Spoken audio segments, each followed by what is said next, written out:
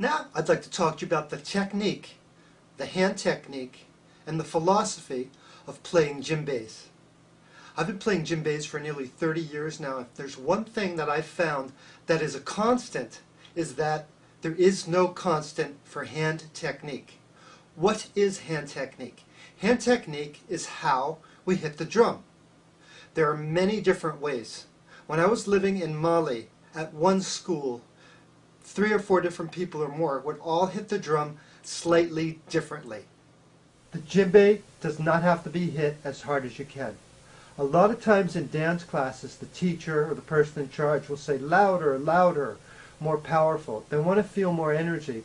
But the problem is, if everyone's hitting as hard as they can, as loud as they can, you lose dynamics and there's no music being played. It just becomes a big blast. So when you're playing with other people, a lot of people struggle to hear themselves play.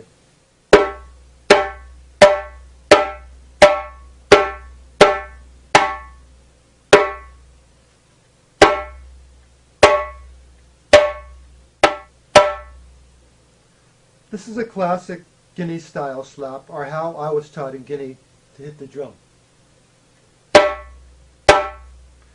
You can see it doesn't really come out of the circumference very far. It's pointed in, and it's quite loud. Now in Mali, I noticed the hands came out further.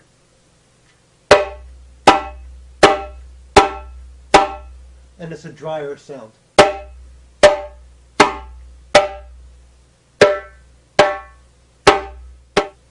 So I'm going to go from the Guinea slap, what I'm calling the Guinea slap, to the Mali slap.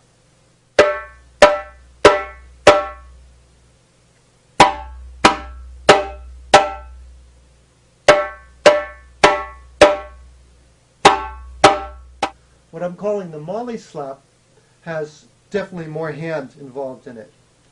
Now, when I'm teaching or showing rhythms, or don't want to be the loudest person in the room, I actually cup my hand slightly. It gives a dryness to the slap and also distinction, because a lot of times you want to slap, but it's just too loud to hit this one. So if you cup your hand ever so slightly and use more tips, you get a drier slap, and it's good for rhythms like Sorsene.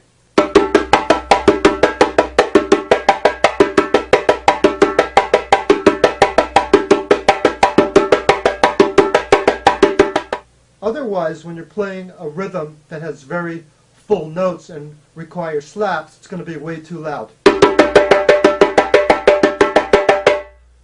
To me, that's crazy. I'd rather hear less volume.